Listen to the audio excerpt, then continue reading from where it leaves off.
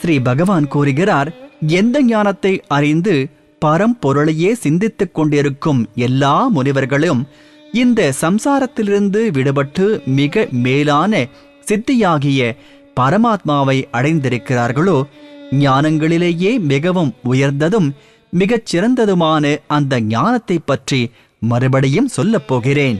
இந்த ஞானத்தை அறிந்து பின்பற்றி என்னுடைய ஸ்வரூபத்தை அடைந்துள்ளவர்கள் படைப்பின் தொடக்கத்தில் மீண்டும் பிறப்பதுமில்லை, பிரளய காலத்திலும் கூட துன்புறுவதும் இல்லை.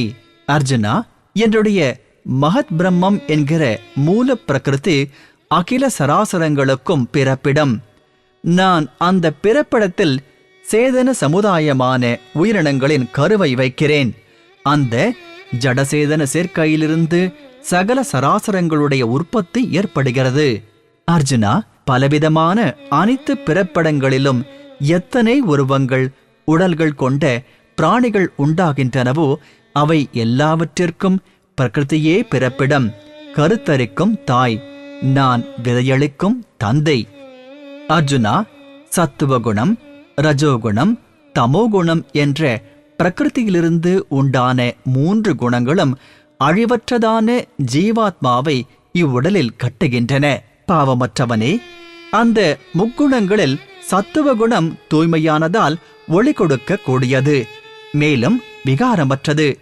ஆயினும் அது இன்பத்தில் கொண்ட தொடர்பினாலும் ஞானத்தில் கொண்ட தொடர்பினாலும், அதாவது அபிமானத்தினாலும் கட்டுகிறது.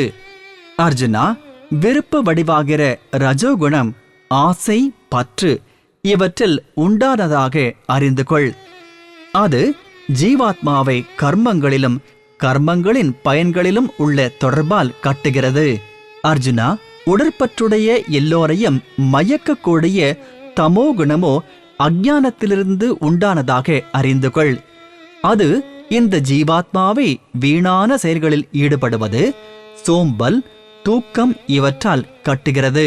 அர்ஜுனா, சத்துவகுணம் சுகத்தில் ஈடுபடுத்துகிறது, ரஜோகுணம் செயலில் ஈடுபடுத்துகிறது, தமோகுணமோ ஞானத்தை மறைத்து கவனமின்மையில், அதாவது வீணான செயல்களில் ஈடுபடுத்துகிறது. அர்ஜுனா, ரஜோகுணத்தையும் தமோகுணத்தையும் அடக்கி சத்துவகுணம் மேலோங்குகிறது. சத்துவகுணத்தையும் தமோகுணத்தையும் அடக்கி ரஜோகுணம் மேலோங்குகிறது. அப்படியே சத்துவகுணத்தையும் ரஜோகுணத்தையும் அடக்கி தமோகுணம் மேலோங்குகிறது. எப்பொழுது இந்த உடலிலும் உள்ளத்திலும் புலன்களிலும் சைத்தன்ய சக்தியான ஒளியும் விவேக ஞானமும் உண்டாகின்றதோ அப்பொழுது சத்துவகுணமே மேலோங்கி உள்ளது என்று அறிந்து கொள்ள வேண்டும். அர்ஜுனா, ரஜோகுணம் அதிகமாகும் போது பேராசை, உலகியல் கர்மங்களில் ஈடுபாடு, தன்னலத்தில் பற்றோடு கூடிய கர்மங்களை தொடங்குதல், அமைதியின்மை, உலகியர் நுகர்பொருட்களில் பேராவல் இவை யாவும் உண்டாகின்றன. அர்ஜுனா, தமோகுணம் அதிகமாகும் போது அந்த கரணங்களிலும் புலன்களிலும் ஒளியின்மையும், செய்ய வேண்டிய கடமைகளில் ஈடுபாடு இன்மையும், அசட்டைத்தனம், அதாவது வீண் செயல்களில் ஈடுபாடும், தூக்கம் முதலிய அந்த கரணங்களின் மயக்கமும் ஆகிய இவை அனைத்தும் உண்டாகின்றன. எப்பொழுது இந்த மனிதன் சத்துவகுணம் பெருகி உள்ள பொழுது இறப்பை அடைகிறானோ அப்பொழுதே உயர்ந்த செயல்கள் செய்பவர்களுடைய நிர்மலமான ஸ்வர்க்கம் முதலிய புண்ணிய உலகங்களை அடைகிறான். ரஜோகுணத்தின் ஆதிக்கத்தில் இறப்பை அடைந்து கர்மங்களில் பற்றுள்ள மனிதர்களிடையே பிறக்கிறான். அவ்வாறே தமோகுணம் அதிகமாக இருக்கும்போது இறந்தவன் புழு, பூச்சி, விலங்கு முதலிய அறிவில்லாத பிறவிகளில் பிறக்கிறான். சிறந்த செயலின் பயனோ சாத்வீகமானது, அதாவது சுகம், ஞானம், வைராக்கியம் முதலியன கொண்டது, தூய்மையானது என்று சொல்கிறார்கள். ராஜசமான செயலின் பயன் துயரமானது, தாமச செயலின் பயன் அறியாமை என்று சொல்கிறார்கள். சத்துவ குணத்திலிருந்து ஞானம் உண்டாகிறது, ரஜோகுணத்திலிருந்து ஐயமின்றி பேராசையே உண்டாகிறது, தமோகுணத்தில் இருந்து கவனமின்மையும் மதி மயக்கமும் உண்டாகின்றன, மேலும் அறியாமையும் உண்டாகின்றது. சத்துவ குணத்தில் நிலை பெற்ற மனிதர்கள் ஸ்வர்க்கம் முதலிய உயர்ந்த லோகங்களுக்கு செல்கின்றனர். ரஜோகுணத்தில் நிலை பெற்ற மனிதர்கள் நடுவில், அதாவது மனித உலகிலேயே நிற்கின்றார்கள். தூக்கம், சோம்பல், வீண் செயலில் விருப்பம் முதலிய தாழ்ந்த குணங்களில் நிலை பெற்ற தாமச குணம் உடைய மனிதர்கள் புழு, விலங்கு, பறவை முதலிய தாழ்ந்த பிறவிகளையும் நரகத்தையும் அடைகிறார்கள். எப்பொழுது பார்ப்பவன் முக்குணங்களையும் தவிர வேறு ஒருவனை கர்த்தா என்று பார்ப்பதில்லையோ, முக்குணங்களுக்கும் அப்பாற்பட்ட சத் சித் ஆனந்தமயமான பரமாத்மாவான என்னை தத்துவ ரீதியாக அறிகிறானோ, அப்பொழுது அவன் என் ஸ்வரூபத்தை அடைகிறான். புருஷன் உடல் தோன்றுவதற்கு காரணமான இந்த 3 குணங்களையும் கடந்து பிறப்பு, இறப்பு, மூப்பு இவற்றில் இருந்தும் பிற எல்லா துன்பங்களில் இருந்தும் விடுபட்டு பரமானந்தத்தை அடைகிறான். அர்ஜுனன் கேட்கிறார், இந்த 3 குணங்களையும் கடந்த மனிதன் எந்தெந்த இலக்கணங்களோடு கூடியவனாக இருக்கிறான்?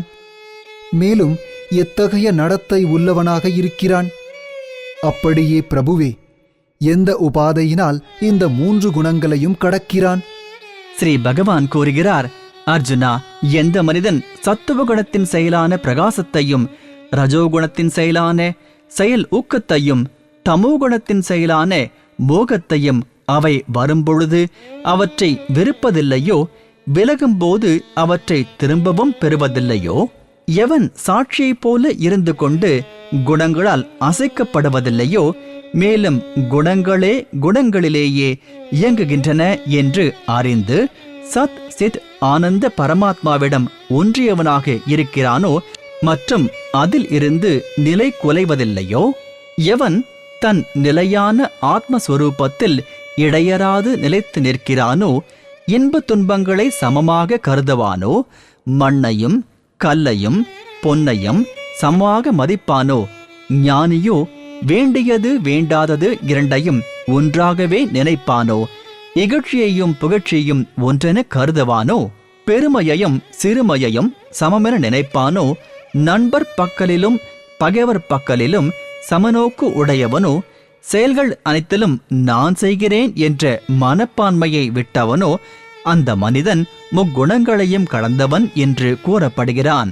மேலும் எவன் வேறு எதிலும் நாட்டமில்லாமல் ஒன்றிய பக்தி யோகத்தினால் என்னை இடைவிடாது வழிபடுகிறானோ, அவன் இந்த 3 குணங்களையும் முற்றிலும் கடந்து சத் சித் ஆனந்தமயமான பரபிரம்மத்தை அடைவதற்கு தகுதி பெறுகிறான்.